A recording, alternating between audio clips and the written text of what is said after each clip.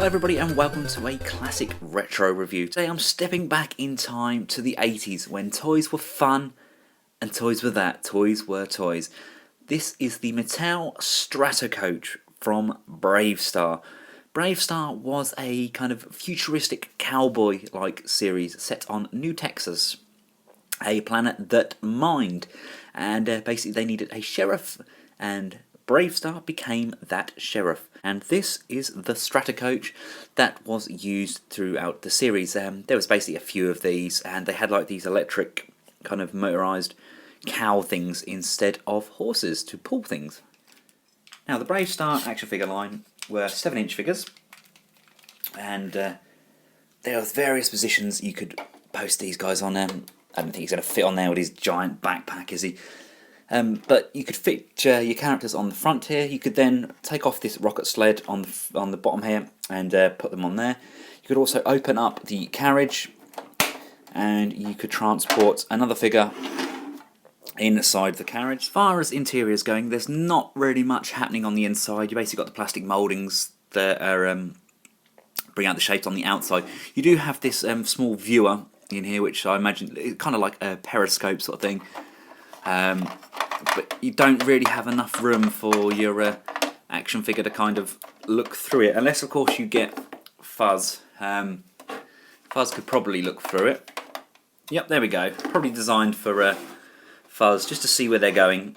It does remind me a tad of kind of like some of the old Barbie stuff that used to come out. You know, they were a little bit plasticky and plain on the inside as well, but it's an 80s toy. It was the second biggest playset that Mattel did for Brave Starr, the first being Fort Kiram, and there was also the Walker that Tex-Hex had, but that was mass-wise it was smaller than this. Let's take an actual look around the coach. You've got these big, huge wooden-esque wheels. You've got this lever on the back here, which works with the mechanism. I'll get to that shortly. Taking a look at the back here, you've got some basic stickers on board there. You've got this kind of tribal pattern along the side with kind of a classic stroke techno technology kind of stickering along here.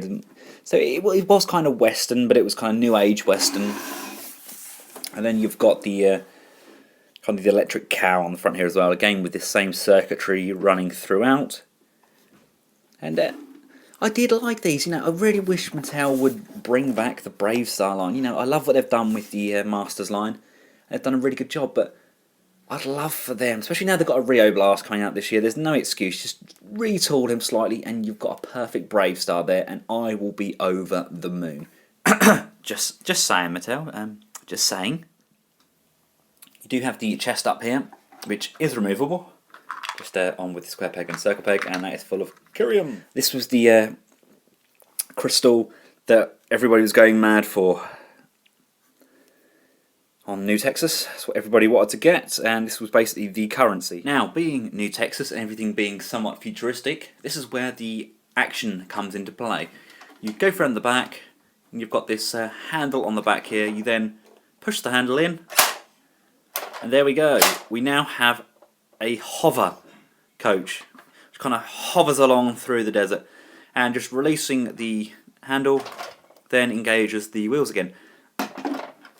Got this nice handle on here which goes all the way through down to this kind of chain gun here that you can get Marshall Brave Starr, or maybe handlebar. I think probably Fuzz would be too small and he doesn't bend enough to sit on the seat, but you can kind of control the coach, although I don't think he'd be able to steer from there. I can't see there being any direct steering. I'm assuming they just do what Brave Starr says because he's Brave Starr. So, in summary, it's a really good set. It's made very, very well. Considering the age of this piece, I mean, it's held together superbly. Everything works, and it was a really fun set. I really do wish Mattel would kind of take another look at the Brave Starr line. But until then, keep collecting, guys.